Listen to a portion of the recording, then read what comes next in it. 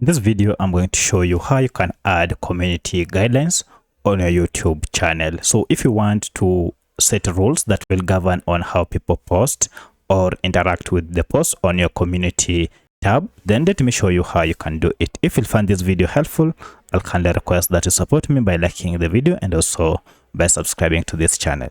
So the first thing you need to do is to go to YouTube Studio and then go ahead and click on settings. From settings, choose the option called community moderation.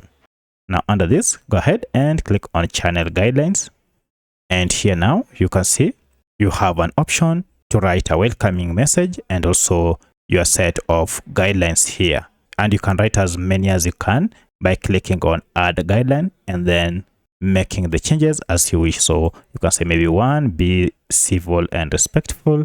You can go ahead and add a second one and choose from this, stick to topic, and you can add another one, maybe no self-promotion or spam.